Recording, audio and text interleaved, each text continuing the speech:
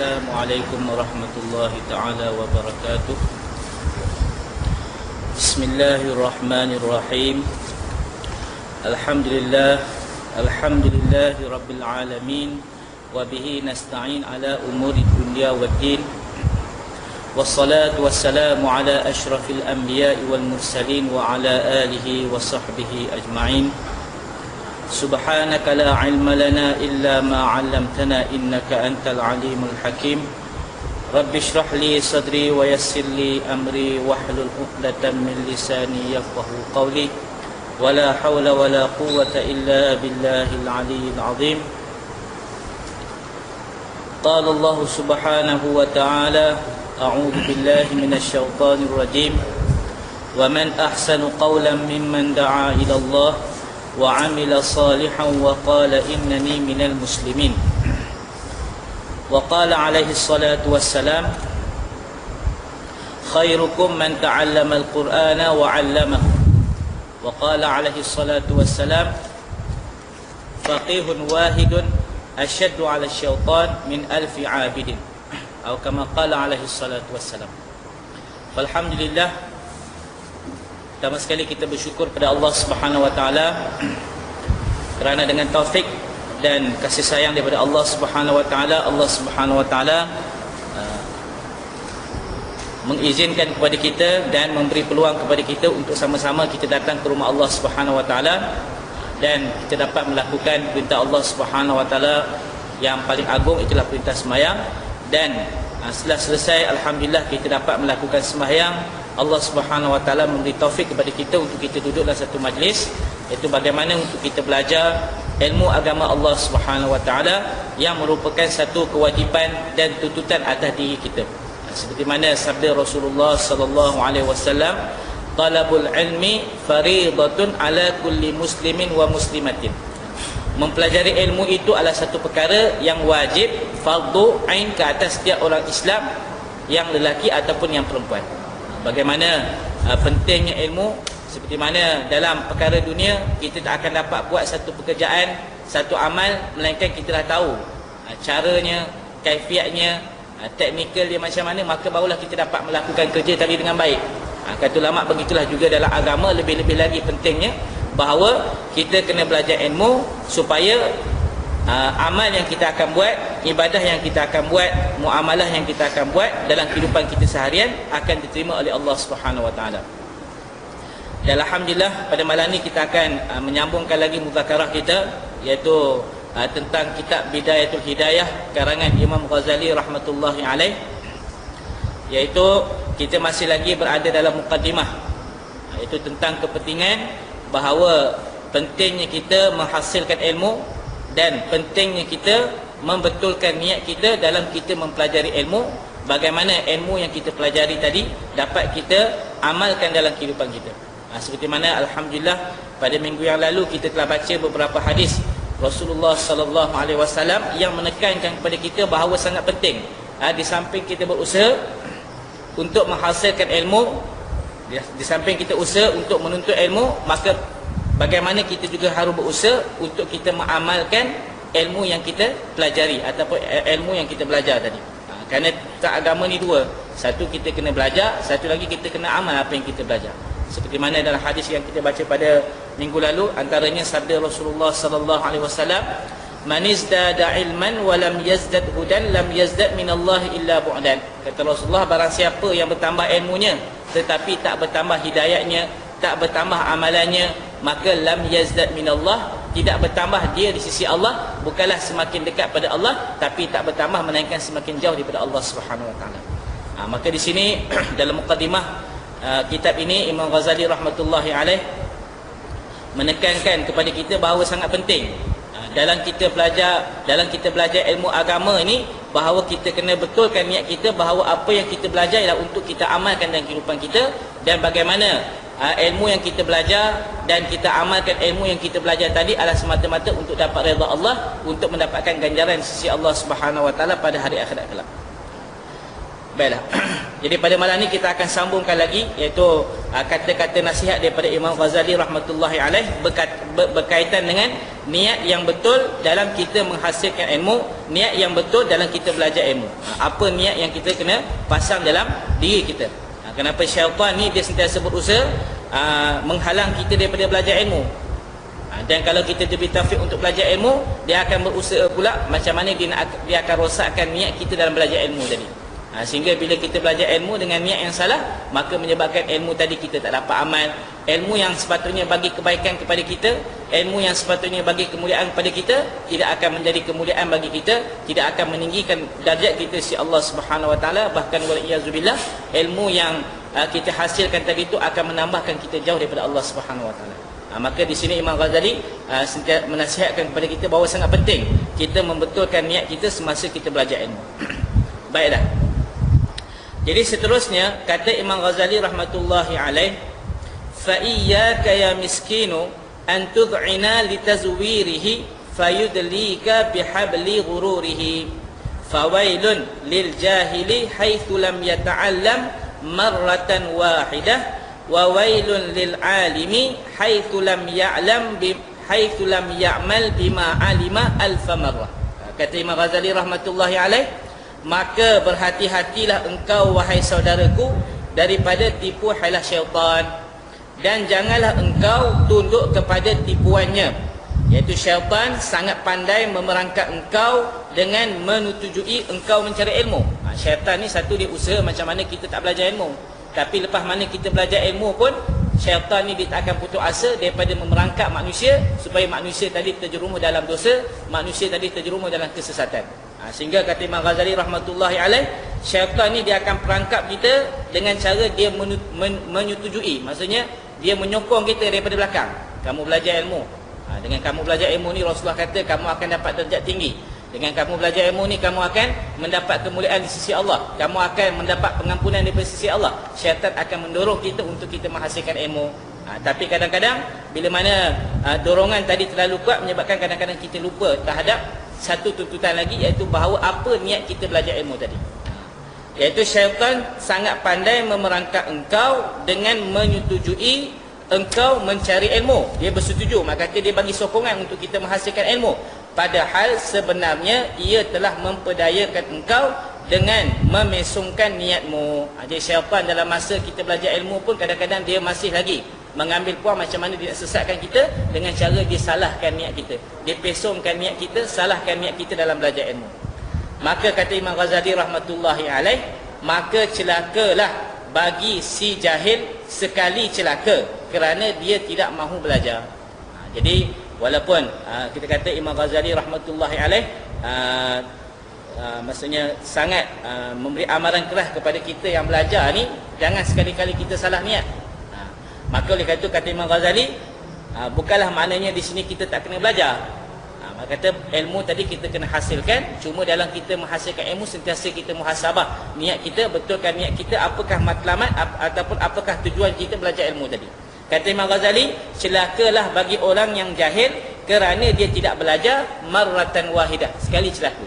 Maka kata dia punya musibah dia ataupun kerugian bagi orang yang tak belajar. Dia kata buat apa belajar? Ustaz kata kalau belajar niat tak betul pun, jadi Allah Ta'ala tak suka juga, jadi dia tak belajar. Jadi orang yang ambil keputusan macam tu, maka kata Imam Ghazali, sekali rugi ataupun sekali celaka dia kerana dia tak belajar ilmu, sedangkan dia dituntut supaya belajar ilmu, jadi dia tak belajar langsung. Maka kata Imam Ghazali, celakalah baginya sekali celaka. Dan wawailun lil alim, dan celakalah bagi si alim 1000 kali celaka apabila ia tidak mengamalkan ilmunya. Maksudnya lebih berat lagi atas diri kita tuntutan bahawa kita belajar, tapi apa yang kita belajar tadi kita tidak amalkan. Maka di sini tuan-tuan yang dimulakan oleh Allah Subhanahu Wa Taala, satu perkara yang sangat penting bahawa kita kena belajar ilmu, dan di samping kita belajar ilmu kita kena sentiasa muhasabah niat kita. Maka kita kena selalu melakukan sembahyang sunat taubat. Sebab apa kadang-kadang kita ni manusia tak terlepas daripada kesalahan. Kadang-kadang dalam kita melakukan kebaikan pun kadang-kadang nafsu kita ataupun kadang-kadang syaitan ni disentiasa menyalahkan niat kita, menyalahkan, memesong kita kepada jalan yang salah, kepada jalan yang sesat. Jadi menyebabkan kadang-kadang kita tak sedar apa yang kita buat tu kita sangka baik, tapi kita sangka benda yang kita buat tu baik, tapi hakikatnya tidak baik. Maka sebab itulah kata Imam Ghazali, rugilah bagi orang yang tak belajar sekali rugi.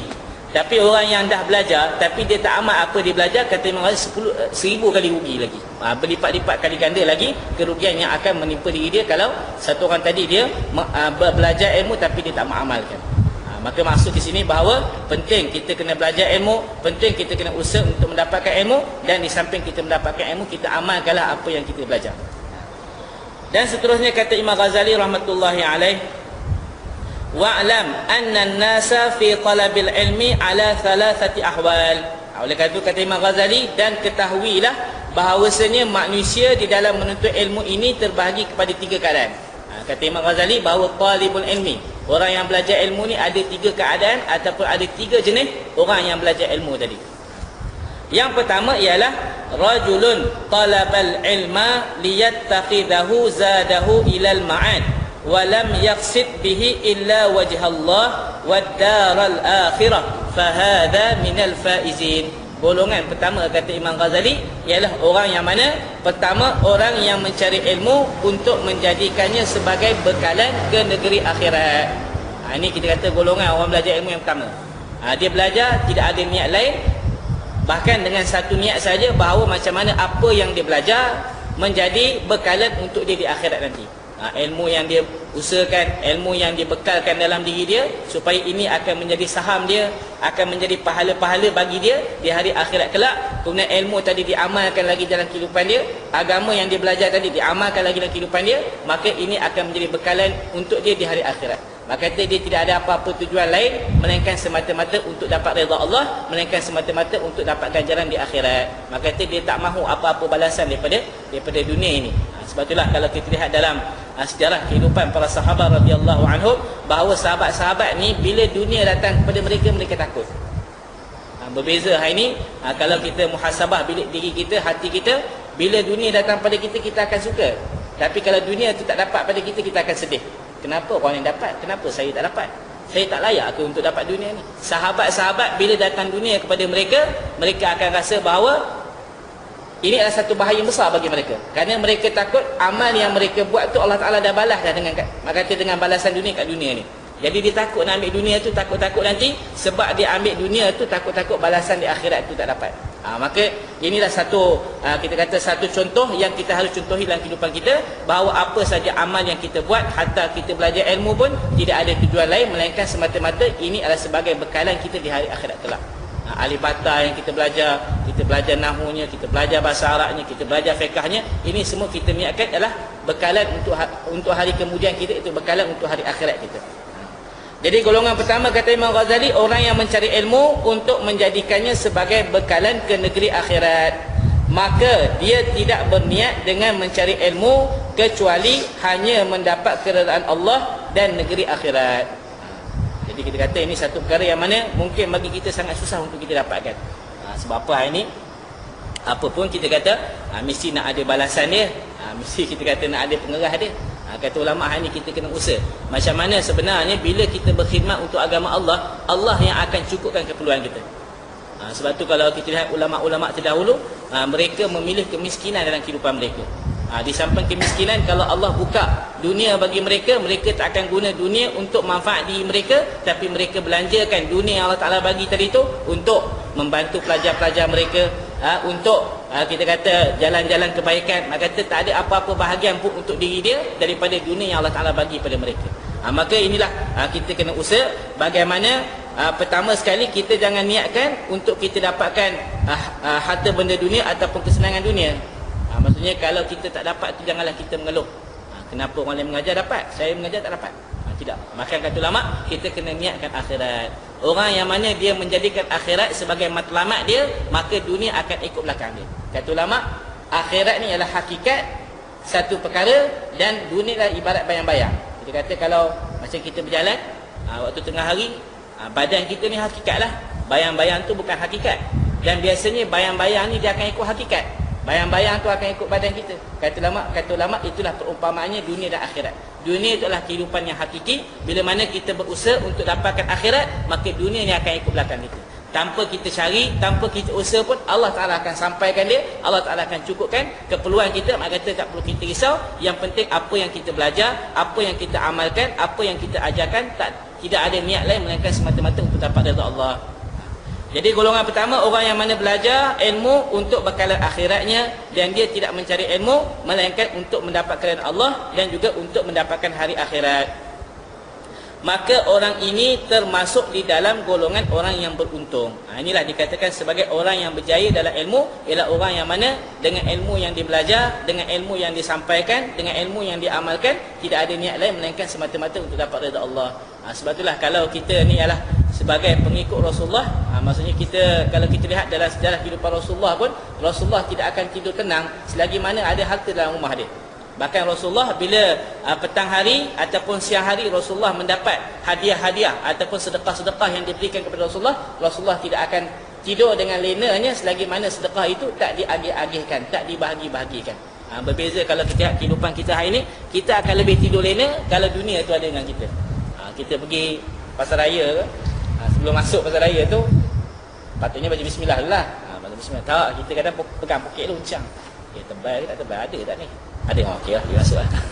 Kadang-kadang Allah Ta'ala uji kita, duit kita bawa dah dalam poket. Mungkin dalam perjalanan tu kita naik motor tu, tak dalam poket gini lah, dia terbang, duit tu jatuh. Lepas tu pergi pasar raya, nak beli barang dengan anggapan bahawa ada lah duit nak bayar ni. Tiba-tiba sampai kat cashier, dah kira dah masuk mesin, dia dah scan dah harga tu. Jadi dah masuk dah, komanda pun kena bayar jugalah sebab dah masuk. Kalau tak masuk lagi tak apa, tengok-tengok duit tak ada. Macam mana keadaan hati kita pada masa tu? Kita akan rasa gelisah. Allah, macam mana saya nak bayar ni? Kita akan rasa gelisah. Kata ulama, khilaf kata bercanggah dengan kehidupan Rasulullah. Rasulullah tidak akan tenang bila mana dunia datang kepada Rasulullah. Maka sebab itulah kata ulama, macam mana hari ini kita juga dalam belajar ilmu, dalam amal agama, bagaimana kita juga cuba miripkan amalan kita seperti mana amalan Rasulullah, bahawa tidak ada niat lain melainkan untuk dapatkan akhirat.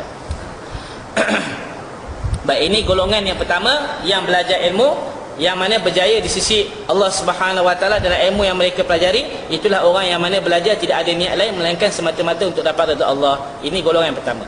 Golongan yang kedua kata Imam Ghazali rahmatullahi alaih ialah wa rajulun talabahu liyasta'ina bihi ala hayatihi al-ajilah wa yanala bihi al-izza wal jah wal mala wa huwa alimun fi dhalika mustash'irun fi qalbihi rakakata halihi wa khissata maqsadihi fahadha minal khatirin. Golongan kedua kata Imam Ghazali, orang yang mempelajari ilmu untuk mendapatkan keuntungan yang segera, yakni dunia, dan mendapatkan kemuliaan, pangkat dan harta benda, sedangkan dia sendiri menyedari hal ini dan merasakan di dalam hatinya akan kejahatan keadaan yang sedang dialaminya dan kehinaan maksudnya. Kata Imam Ghazali, golongan yang kedua ialah orang yang mana dia belajar ilmu, tapi dia belajar ilmu itu ialah untuk mendapatkan keuntungan yang segera, bayaran yang segera, balasan yang segera dalam kehidupan dunia ini, berbentuk harta ataupun kemuliaan ataupun pangkat dan sebagainya. Dan dia masih lagi menyedari bahawa apa yang dia buat itu sebenarnya salah. Maksudnya orang yang belajar ilmu ni dia tahu apa benda yang salah, apa benda yang betul. Jadi bila mana dia mendapati bahawa dia belajar ilmu dan dia mengajar ilmu tetapi untuk mendapatkan keuntungan dunia, maka dia merasakan dalam diri dia bahawa dia tahu apa yang dia buat selama ni adalah satu benda yang salah. Maka kata Imam Ghazali rahmatullahi alaih, maka orang ini adalah berada dalam golongan yang berbahaya. Kata Imam Ghazali, fa innahu minal fahadha minal khatirin. Orang yang macam ni kita kata berada dalam keadaan bahaya. Sebab apa berada dalam keadaan bahaya? Maka kata dia tahu berada dalam bahaya tapi dia masih lagi membiarkan dirinya dalam bahaya. Kita kata orang tahu dah rumah tu nak terbakar tapi pergi masuk lagi tempat terbakar tadi, membahayakan diri sendirilah. Kata Imam Ghazali, orang yang mana dia tahu sepatutnya belajar ilmu ni tidak ada niat lain melainkan untuk dapatkan akhirat, untuk dapat redha Allah, tapi dia belajar ilmu dengan niat untuk mendapatkan kesenangan dunia, tetapi bezanya dengan orang ketiga, dia masih menyedari bahawa apa yang dia buat selama ni salah. Maka kata Imam Ghazali, orang ini kita kata dia macam atas pagar lah, bahaya. Boleh jadi dia termasuk di kalangan orang berjaya, dan wal-iyazubillah dia akan masuk di kalangan orang gagal. Fa in ajalahu ajaluhu qabla at-taubah khifa alaihi min su'il khatimah wa baqiya amruhu fi khatril masyiah wa in wuffiqa lit-taubah qabla hululil ajal wa adhafa ila al-ilmi al-amal wa tadaraka ma farrata fihi min al-khalal ultuhiqa bil faizin fa inna at-taiba min adh-dhanbi kaman la dhanba lahu. Kata Imam Ghazali, golongan yang kedua ni ialah golongan yang berbahaya. Jikalau ia mati, kenapa bahaya? Itu kata Imam Ghazali, jikalau ia mati sebelum sempat bertaubat, maka dibimbangi ia akan mati dalam keadaan su'il khatimah. Seperti mana Rasulullah mengajar pada kita, Allahumma khtim lana bihusnil khatimah wa la takhtim alaina ya Allah bisu'il khatimah. Ya Allah, akhirilah kami dengan kesudahan yang baik, dan wahai Allah, dengan rahmatmu janganlah sekali-kali engkau akhiri kehidupan kami dengan akhir yang tidak baik. Kata Imam Ghazali, orang yang mana dia belajar dengan niat untuk mendapatkan keuntungan dunia yang segera, maka dia berada dalam bahaya. Dia khawatiri kalaulah dia tak sempat bertaubat daripada kesalahan tersebut, daripada dosa tersebut, menyebabkan dia khawatiri, kata Imam Ghazali, bahawa dia akan mati dalam su'il khatimah, maka kata kesudahan yang tidak baik. Dan kemudian urusannya terserahlah kepada kehendak Allah. Jadi orang yang termasuk di kalangan golongan yang kedua ni terserahlah kepada masyiatullah. Yani jikalau Allah mahu dimaafkan, dan jika Allah mahu dia akan diseksa atas kesalahan dia, sebab dia bersalah. Tetapi kalau ia mendapat taufik sebelum matinya, lalu ia bertaubat dan sempat mengamalkan ilmu yang telah dituntutnya, dan sempat pula membuat pembetulan terhadap apa yang tercedera dan yang tercuai, maka bolehlah ia dikumpulkan bersama golongan yang beruntung. Kerana orang yang bertaubat daripada dosanya sama seperti orang yang tidak berdosa. Maka sebab itulah kata ulama, kita kena pastikan bahawa kita ni termasuk di kalangan golongan yang pertama lah. Tidak ada niat lain melainkan untuk dapat akhirat. Andai kata kita ni sebagai manusia lemah, kadang-kadang ada kala masa syaitan ataupun nafsu kita dia sentiasa bisik dalam hati kita, apa salahnya ambil dunia? Dunia tu kamu gunakan untuk kebaikan. Kadang-kadang syaitan pun pandai juga. Dia pandai lagi daripada kita, perangkat kita. Dia kata tak apa, ambil dunia. Dengan dunia tadi kamu boleh gunakan untuk jalan kebaikan. Kata ulama, kalaulah kita termasuk dalam golongan yang kedua ni, yang mana kita belajar ilmu tapi dengan niat yang salah, kata Imam Ghazali rahmatullahi alaih, cara untuk kita terlepas daripada golongan ini ialah dengan cara kita banyakkan bertaubat. Maksudnya hari-hari dan setiap masa sebelum kita mengajar ataupun sebelum kita belajar, dan lepas kita belajar kita kena bertaubat pada Allah. Takut-takut sepanjang masa kita belajar tu ada niat yang salah, menyebabkan kita berdosa sisi Allah. Jadi kata Imam Ghazali, orang yang golongan kedua ni kalau dia sempat bertaubat sebelum mati dia, maka insya-Allah dia akan mati sebagai orang yang berjaya kerana dia sempat bertaubat pada Allah. Seperti mana sabda Rasulullah sallallahu alaihi wasallam, fa inna taiba minadz-dzambi kaman la dzamba lahu. Kata Rasulullah, barang siapa yang bertaubat minadz-dzambi, daripada dosa yang dia buat, maka dia akan mati kaman la dzamba lahu, seolah-olah seperti mana orang yang tidak ada dosa. Maka sebab itulah kata Rasulullah dalam hadis yang lain, kullu ibn adam khata'un, setiap manusia ni tak terlepas daripada kesalahan, wa khairul khata'in, dan sebaik-baik orang yang melakukan kesalahan ialah orang yang sentiasa bertaubat pada Allah. Maka sebab itulah di samping kita buat amal, di samping kita menghasilkan ilmu, di samping kita menyibukkan diri kita dalam melakukan ibadah dan melakukan amal, maka kita jangan terlupa untuk kita bertaubat pada Allah. Kerana kadang-kadang dalam kita belajar ilmu pun kadang-kadang banyak kesalahan yang kita buat, kadang-kadang dalam kita buat amal pun banyak kesalahan-kesalahan, kecuaian-kecuaian yang kita lakukan. Maka tak dapat tidak kita kena bertaubat. Mudah-mudahan Allah dengan kasih sayangnya Allah terima taubat kita, dan mudah-mudahan Allah Ta'ala golongkan kita di kalangan faizin, di kalangan orang-orang yang berjaya. Ini kita kata golongan yang kedua. Tapi golongan yang kedua ni, jika nak dibandingkan dengan golongan yang ketiga yang kita akan baca nanti, taklah terlalu bahaya. Yang mana kita tahu golongan ketiga ni lebih bahaya lagi. Bahaya macam mana? Kita kata orang yang golongan kedua ni dia masih sedar bahawa apa yang dia buat tu salah. Sebab tu satu perkara yang sangat penting, bahawa kita kena rasa bahawa diri kita ni sentiasa diuji oleh Allah. Kadang-kadang Allah Ta'ala bagi kita kebaikan. Berbentuk apa? Kita kata kesenangan. Bila kita buat usaha agama, kita belajar ilmu, kita mengajar ilmu, Allah Ta'ala buka pintu kesenangan, Allah Ta'ala buka pintu dunia daripada kita. Kadang-kadang kita tak rasa bahawa kesenangan itu sebenarnya ujian daripada Allah Ta'ala. Kadang-kadang Allah Ta'ala bagi kesenangan dalam bentuk pujian. Orang memuji kita, baguslah ustaz mengajar, sedaplah.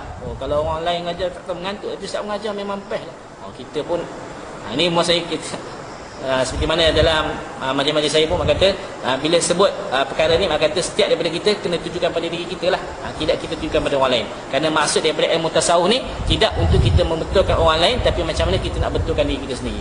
Jadi kadang-kadang bila kita mendapat pujian, kata ulama, itu pun kita kena rasa bahawa kita sedang diuji oleh Allah. Kenapa? Allah Ta'ala nak tengok hati kita. Kadang-kadang bila kita fail ataupun kita gagal dalam ujian Allah Ta'ala tadi, kita akan rasa iyalah saya memang yang terbaik sekali. Kita pun akan rasa syok sendirilah. Kadang-kadang orang tu saja dia nak ambil hati kita, dia cakap macam tu. Dia pun ialah takkan dia nak kata tak baik pula kat ustaz mengajar tu. Mestilah kita kata dia jaga hati ustaz tu, sebenarnya kata dia bagilah sikit pujian dan sebagainya. Tapi kadang-kadang kita yang salah faham, orang bukan nak puji kita sangat, tapi kita merasakan kepujian tu adalah atas apa yang kita buat ni. Kata sebab saya buat macam ni lah orang puji saya. Kata dengan sebab usaha kita dapat pujian. Kata ulama, dalam kita mendapat kebaikan, pujian ataupun kesenangan, kata ulama, itu pun kita kena rasa kita sentiasa diuji oleh Allah. Seperti mana kalau kita tidak mendapat kebaikan, contoh kita tak mendapat pujian, celaan dan sebagainya, ataupun kita tak dapat kesenangan, maka kata tak dapat, maka kata dunia tak datang pada kita. Kata ulama, ini pun kita kata kita kena rasa bahawa kita sentiasa diuji oleh Allah. Tapi orang yang diuji dengan kesusahan ni adalah lebih mudah dia ingat Allah Ta'ala daripada orang yang mana Allah Ta'ala uji dia dengan kesenangan.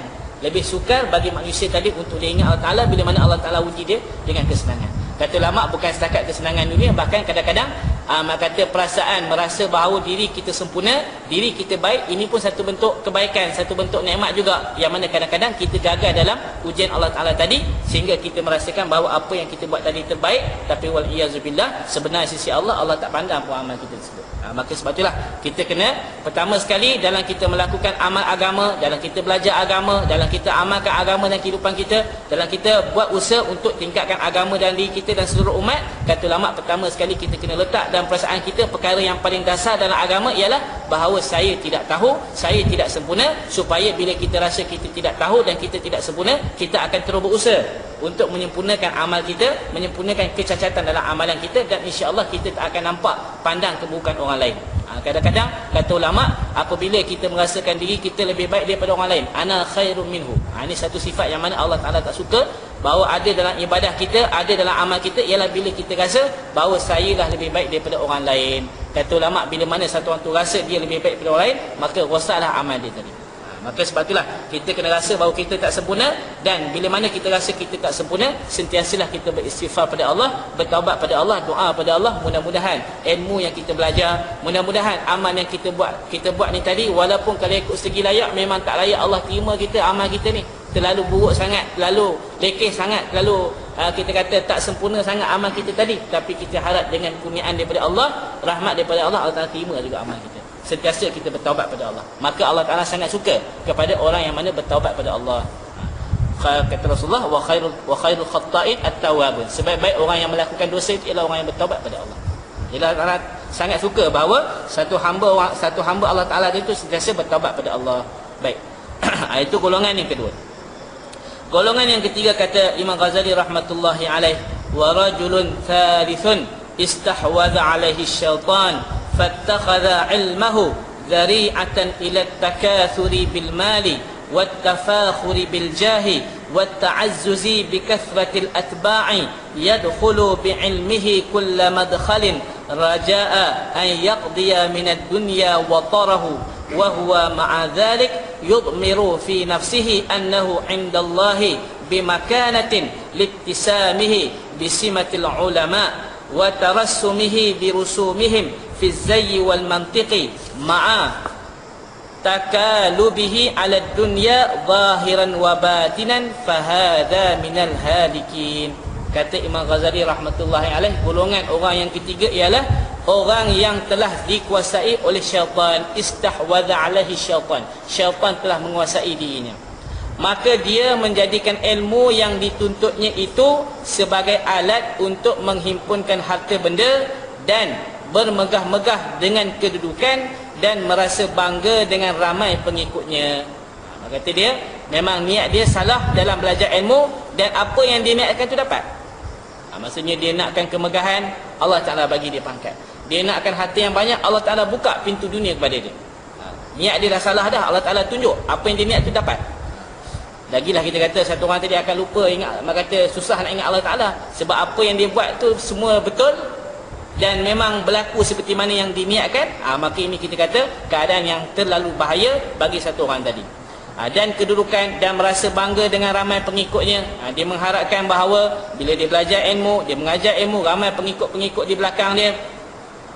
Ia menggunakan ilmu yang dituntutnya itu untuk mencapai segala hajatnya dan untuk mengaut keuntungan dunia. Walaupun demikian, ia masih terpedaya lagi dengan sangkaannya bahawa ia mempunyai kedudukan yang tinggi di sisi Allah. Jadi satu, kita kata niat dia dah salah untuk mendapatkan keuntungan dunia, dan Allah Ta'ala bagi keuntungan tadi. Tetapi dalam masa yang sama dia merasakan bahawa saya mengajar ilmu, saya belajar ilmu, saya buat amal baik, saya cakap baik, jadi saya ni sisi Allah pun ada martabat yang tinggi juga. Sedangkan dia tak sedar bahawa sebenarnya dia berada dalam kesesatan. Maksudnya dia niat dia dah salah, dan dia, kita kata memang apa yang diniatkan tadi Allah Ta'ala bagi pada dia, Allah Ta'ala tunjukkan kepada dia, Allah Ta'ala bukakan pada dia. Dalam masa yang sama dia merasakan bahawa dia di sisi Allah ni ada darjat yang tinggi. Sebab apa? Kerana ia masih lagi pada zahirnya menyerupai para ulama. Maka kata segi pakaiannya pakaian ulama, segi serbannya serban ulama, maka kata segi luaran dia, kita kata apa dia, keterampilan dia seperti mana keterampilan ulama. Ia bercakap seperti percakapan ulama dan berpakaian seperti pakaian ulama, padahal zahir dan batinnya penuh dengan tamak dan haloba dalam menghimpun kekayaan dunia. Orang yang seperti ini termasuk di dalam golongan orang yang binasa. Kata Imam Ghazali, oleh kerana itulah kita minta lindung dengan Allah Ta'ala daripada golongan yang ketiga tadi, bahawa jangan sekali-kali kita menghasilkan ilmu dengan niat yang salah, dan kita minta lindung daripada Allah Ta'ala bahawa apa yang kita niat salah tu Allah Ta'ala tunjuk pula pada kita. Dan kita merasakan bahawa kita melakukan kebaikan, tapi hakikatnya kita tidak ada apa-apa di sisi Allah Ta'ala. Orang yang seperti ini termasuk di kalangan golongan orang yang binasa, jahil dan tertipu dengan hilah syaitan, dan sangat tipis harapan untuk ia bertaubat kepada Allah kerana ia telah menyangka bahawa dirinya termasuk di dalam golongan orang yang baik. Ini kita kata orang yang mana dia tahu dia berdosa, ini senang kita nak betulkan. Tapi kalau orang yang mana dia tahu dia dah baik, ini susah kita nak betulkan. Sebab dia rasa dia tak salah. Jadi kalau orang nak betulkan dia, buat apa nak betulkan pula, saya memang betul. Buat apa nak betulkan tayar kereta saya, memang tayar kereta saya betul dah, padahal memang saya ingat tayar kereta dia. Sebab itulah kata ulama, jangan sekali-kali kita termasuk di kalangan golongan ini, kerana kita takut bahaya pada diri kita bahawa kita merasakan kebaikan, tapi sebenarnya kita si Allah tidak ada apa-apa kebaikan. Padahal dia telah lupa akan firman Allah Subhanahu wa taala, a'udzubillahi minasyaitonirrajim, ya ayyuhalladzina amanu lima taquluna ma la taf'alun. Kita kata dia belajar ilmu, sibuk mengajar ilmu kepada orang lain dengan pakaiannya macam pakaian ulama, cara bercakapnya macam cakap ulama, tapi apa yang dia cakap dia tak amalkan dalam kehidupan dia. Maksudnya bagi kebaikan pada orang lain, bagi manfaat pada orang lain, tapi lupa diri sendiri. Maka kata lupa pula nak bagi kebaikan kepada diri kita sendiri. Kita sibuk bagi duit-duit pada orang, tapi kita sendiri kita lupa. Ataupun kita sibuk bagi pakaian pada orang, sedangkan kita sendiri tak ada pakaian. Sebab itulah kata ulama, kita kena sentiasa mengingatkan diri kita akan perkara ini. Jangan sekali-kali kita terlupa akan satu firman Allah Subhanahu wa taala yang sangat penting, iaitu Al-Quran. Allah Taala beritahu, ya ayyuhalladzina amanu, wahai orang-orang beriman, lima taquluna, kenapakah kamu mengatakan ma la taf'alun, sesuatu yang kamu tidak lakukan. Maksudnya kita cakap perkara baik, tapi apa yang kita cakap tu kita tak amal. Maka sangat penting bahawa untuk kita mengelakkan daripada golongan ketiga ni ialah kita belajar, dan macam mana kita berusaha juga untuk kita belajar apa yang kita untuk kita amalkan apa yang kita pelajari tadi. Dan orang ini sebenarnya termasuk di dalam golongan yang dimaksudkan oleh Rasulullah sallallahu alaihi wasallam dalam sabdanya. Rasulullah pun kata menekankan kepada kita bahawa bahayanya golongan ketiga ni, sehingga Rasulullah kata apa? Ana min ghairi dajjali akhwafu alaikum minad dajjal. Faqila ma huwa ya Rasulullah, faqala ulama ussu. Kata Rasulullah, selain daripada Dajjal, ada satu perkara yang sangat aku bimbangkan lebih daripada Dajjal. Rasulullah kata, aku takut Dajjal dah, tapi lebih takut lagi daripada Dajjal satu perkara yang mana dia tidak Dajjal, tapi lebih aku khawatiri lagi terhadap perkara tersebut berlaku kepada kamu. Lebih bahaya daripada bahayanya Dajjal. Lalu ada orang bertanya kepada Rasulullah, sebahagian daripada sahabat tanya kepada Rasulullah, siapakah yang dimasukkan orang yang lebih bahaya daripada Dajjal tadi? Maka Rasulullah SAW bersabda, wahai Rasulullah, siapakah orang tersebut? Maka Nabi SAW menjawab, mereka ialah ulama isu, yakni ulama yang jahat, iaitu ulama-ulama yang mana menghasilkan ilmu, mengajarkan ilmu tapi tak mengamalkan akan ilmu yang dipelajari tadi. Maka sebab itulah tuan-tuan dimuliakan oleh Allah Subhanahu Wa Taala, kita kena sentiasa muhasabah lagi atas diri kita, lagi dan lagi kita kena sentiasa muhasabah diri kita, bahawa kalau kita telik balik, kalau kita tengok balik dalam amal kita seharian hari ini, banyak benda kita cakap tapi apa yang kita cakap itu kita tak amal. 10 kita cakap, belum tentu setengah kita dapat amal. Kadang-kadang 1 pun tak sampai. 100 kita cakap, belum tentu 1 ataupun 10 pun tak dapat amal lagi daripada apa kita cakap tadi. Maka sebab itulah kata ulama, kita kena berusaha seboleh yang semampu, selagi mana kemampuan yang ada pada diri kita untuk kita amalkan ilmu yang mana kita pelajari tadi. Jangan sekali-kali kita lari daripada niat yang betul. Maksudnya saya belajar ni sebab saya nak amal. Ini satu prinsip yang mana kita kena pegang sampai kita mati. Dan kita usaha untuk belajar ilmu ni, maka kata prinsip ni kita tak boleh tinggal, bahawa saya belajar ni tak ada niat lain melainkan apa yang saya belajar ni supaya saya dapat amalkan agama dalam kehidupan saya. Itu yang paling penting. Yang mana kata Rasulullah bahawa aku lebih takut ke atas kamu berlakunya orang macam ni lebih lagi daripada aku takut kepada Dajjal. Kata Imam Ghazali dalam menghuraikan hadis ni, kenapa Rasulullah lebih takut lagi daripada takut Dajjal? Tak ada orang-orang yang macam ni. Kerana kata Rasulullah, kata Imam Ghazali rahmatullahi alaih, Dajjal itu tujuannya sudah jelas, untuk menyesatkan manusia. Tetapi ulama isu ini walaupun lidahnya pandai memalingkan orang lain daripada cinta dunia, namun amal dan perbuatan mereka adalah mengajak orang lain membuat kejahatan, kerana amalan seseorang itu lebih berkesan daripada percakapannya. Kata Imam Ghazali dalam menghuraikan hadis ini, kenapa Rasulullah lebih takut lagi. Maksudnya orang yang mana dia belajar ilmu tapi dia tak amalkan, ini lebih bahaya lagi daripada Dajjal. Kerana Dajjal ni semua orang dah kenal dah. Dah jelas dah bahawa Dajjal ni orang yang mana akan menyesatkan manusia. Tapi orang yang mana kita kata keadaannya tersembunyi, dia menzahirkan kebaikan daripada amal-amalnya, daripada percakapannya, tapi hakikat dalamannya tidak saleh, ataupun hakikat dalamannya tidak betul. Maka kata dia memerintahkan orang lain supaya berpaling daripada cinta dunia, tapi dia sendiri mencintai dunia lebih daripada orang lain. Maka kata Imam Ghazali, sebab itulah Rasulullah kata, aku lebih takut orang yang macam ni lebih lagi daripada aku takut kepada Dajjal. Dan orang ramai lebih mudah tertarik dengan perbuatan ulama isuk daripada perkataan mereka. Sebab itulah kata ulama dalam patah Melayu pun kata apa? Anak burik, anak rintik ayah burik. Bapa burik, anak rintik. Kata ulama ini, kadang-kadang kita mengajar ilmu pada anak murid kita. Orang dulu dia mengajar ilmu pada anak murid dia, jadi semua jadi orang-orang hebat, semua jadi orang soleh. Tapi kenapa hari ni kita mengajar ilmu pada anak murid kita, tapi apa yang kita nakkan hasil bahawa anak-anak murid kita menjadi orang soleh, menjadi orang bertakwa, tak berlaku. Bahkan berlaku sebaliknya. Kita kata mungkin, kita kata tak seperti mana yang kita kata mungkin perkara yang tak sepatutnya berlaku lah. Sebaliknya, maka kata ulama, sebenarnya kita kena lihat balik, sebenarnya amal kita tu yang tak betul. Maksudnya sebab apa perkara kita kata dalam perkara kebaikan ni, orang lebih terkesan kepada apa yang kita amal lebih daripada apa yang kita cakap. Kalau kita cakap saja baik tapi amal kita tak baik, maka orang tak tengok apa yang kita cakap tu. Biarlah kita cakap menjulang sampai langit sekalipun, orang tak tengok, tapi yang orang tengok ialah amal kita. Maka sebab itulah kata ulama sangat penting bahawa amal ni akan memberi kesan yang lebih kepada orang yang belajar ilmu daripada kita. Jadi kalau amal kita betul, maka insya-Allah anak murid kita pun amal mereka akan jadi betul. Tapi kalau amal kita tidak soleh, maka anak murid kita pun akan tidak soleh juga. Pernah satu orang tanya pada kiai ataupun kita kata mudir lah, madrasah di Tomboro. Mungkin tuan-tuan pun maklum lah, madrasah tu madrasah yang sangat besar. Pelajarnya sekitar 11,000 orang pelajar. Jadi bila ditanya kepada kiai, macam mana puan boleh kawal, kontrol anak murid yang begitu ramai 11,000. Ustaz dia saja 1,000 lebih, ustaz saja. Kita pelajar 300 pun lebih kepala jaga macam mana. Jadi dia kata, kami tidak menjaga anak muridnya, tapi kami menjaga guru-gurunya. Kalau gurunya soleh, anak muridnya pun soleh. Tapi kalau gurunya tidak soleh, maka anak muridnya pun tak soleh.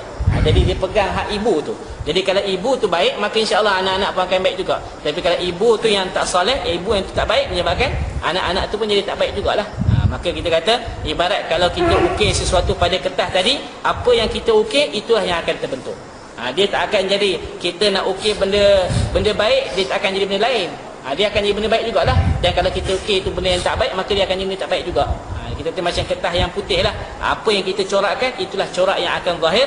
Kata ulama macam itulah. Dalam kita mengajarkan ilmu, sangat penting bahawa apa yang kita belajar tu kita kena amal.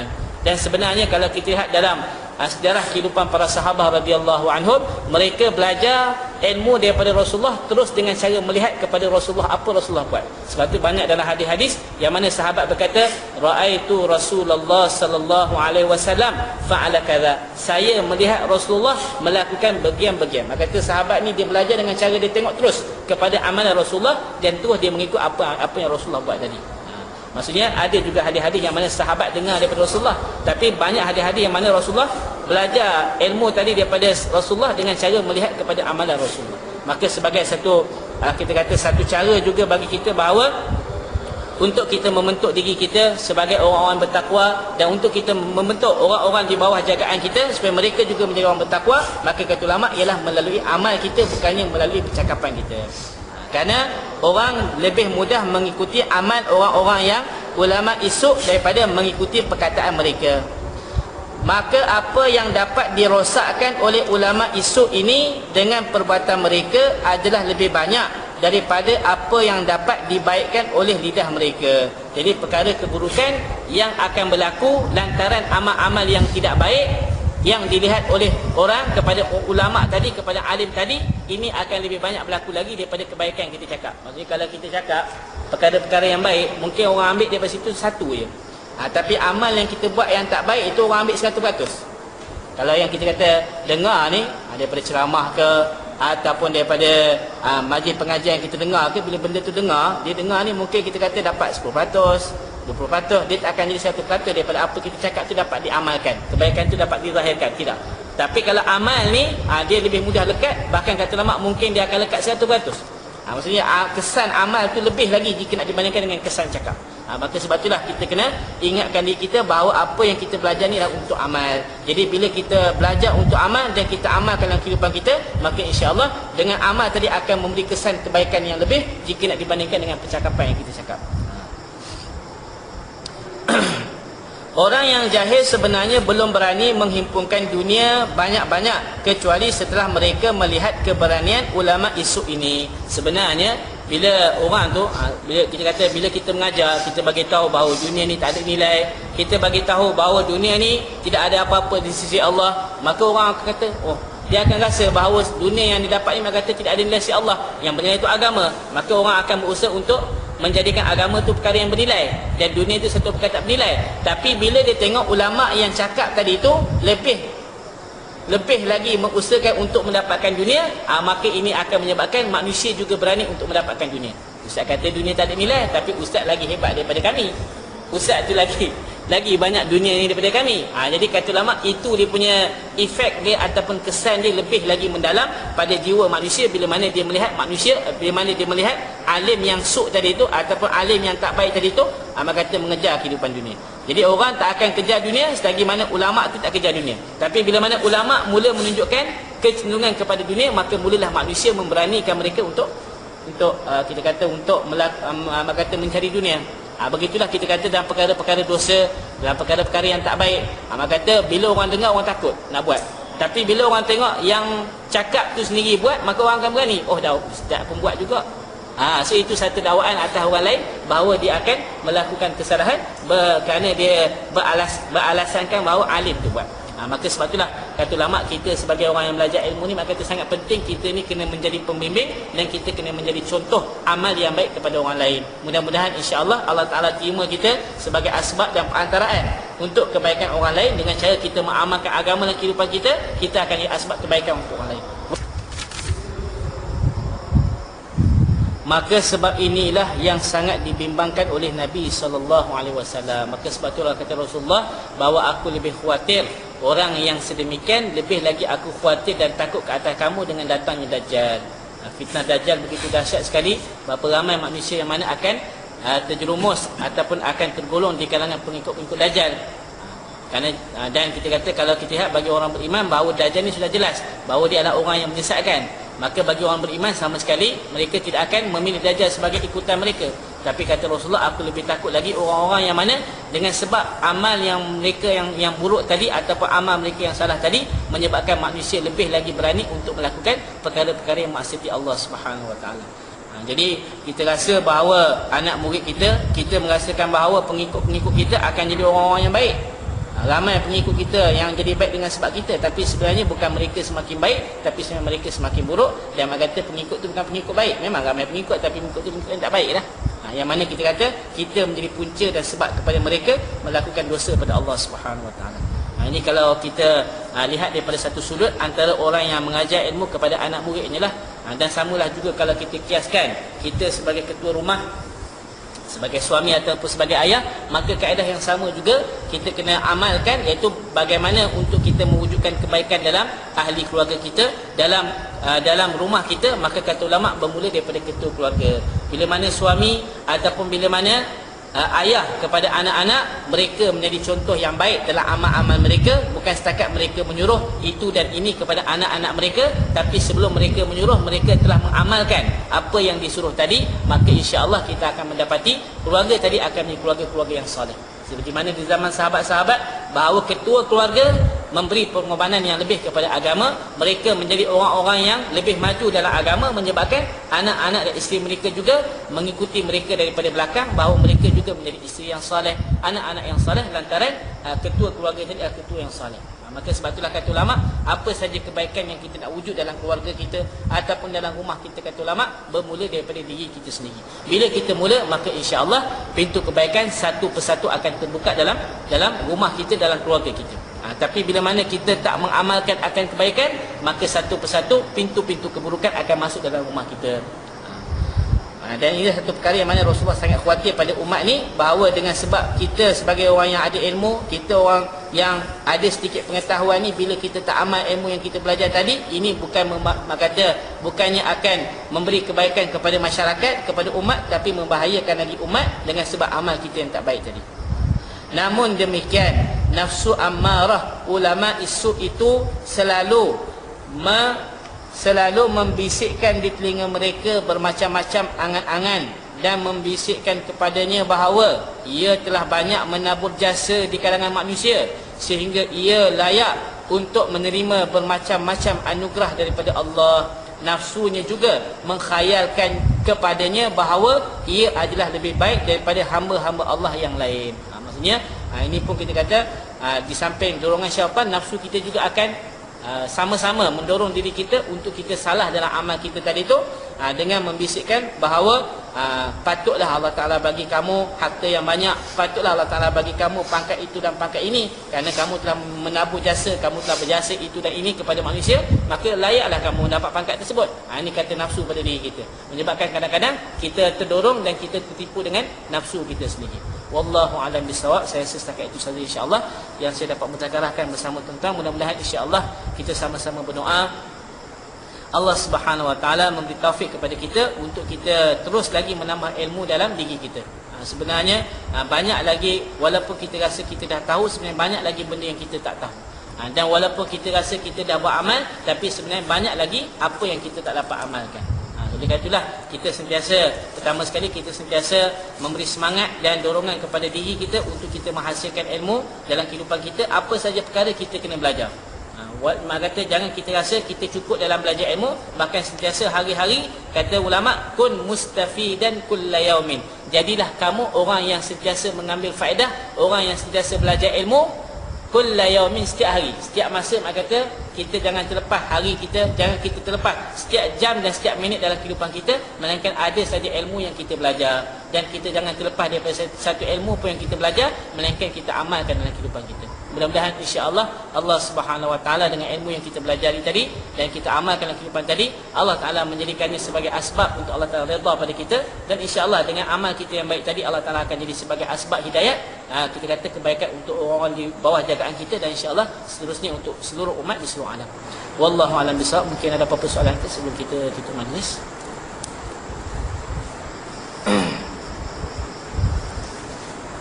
Tak ada ya?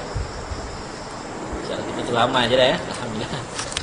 Bismillahirrahmanirrahim. Alhamdulillahirabbil alamin, wassalatu wassalamu ala asyrafil anbiya الأنبياء والمرسلين وعلى آله وصحبه أجمعين. لا إله إلا أنت سبحانك إنا كنا من الظالمين. لا إله إلا أنت سبحانك إنا كنا من الظالمين. لا إله إلا أنت سبحانك إنا كنا من الظالمين. اللهم اغفر لنا ذنوبنا ولوالدينا وارحمهم كما ربونا صغارا. اللهم اغفر للمسلمين والمسلمات والمؤمنين والمؤمنات الأحياء منهم والأموات برحمتك يا أرحم الراحمين. اللهم إن مغفرتك أوسع من ذنوبنا ورحمتك أرجى عندنا من أعمالنا فاغفر لنا يا الله. فاغفر لنا يا الله. فاغفر لنا يا الله وارحمنا إنك أنت الغفور الرحيم. اللهم اهدنا الصراط المستقيم. اللهم اهدنا الصراط المستقيم. اللهم اهدنا الصراط المستقيم صراط الذين أنعمت عليهم من النبيين والصديقين والشهداء والصالحين وحسن أولئك رفيقا غير المغضوب عليهم ولا الضالين آمين. اللهم اجعلنا من العلماء العاملين. اللهم اجعلنا من العلماء العاملين. اللهم اجعلنا من العلماء العاملين. اللهم لا تجعلنا من علماء السوء. اللهم لا تجعلنا من علماء السوء. اللهم وفقنا أن نعمل بما علمنا. اللهم وفقنا أن نعمل بما علمنا. اللهم زدنا علما. اللهم زدنا علما. اللهم زدنا علما. اللهم أصلح إيماننا وأصلح أعمالنا يا الله. اللهم اجعلنا من المقبولين ولا تجعلنا من المردودين. اللهم إنا نعوذ بك من علم لا ينفع ومن قلب لا يخشع ومن دعاء لا يسمع ومن دعاء لا يستجاب له. اللهم ربنا هب لنا من أزواجنا وذرياتنا قرة أعين واجعلنا للمتقين إماما. اللهم اجعلنا سببا لهداية الناس ولا تجعلنا سببا لإضلال الناس. ربنا آتنا في الدنيا حسنة وفي الآخرة حسنة وقنا عذاب النار. وقنا عذاب النار. وقنا عذاب النار. وصلى الله على سيدنا محمد وعلى آله وصحبه أجمعين والحمد لله رب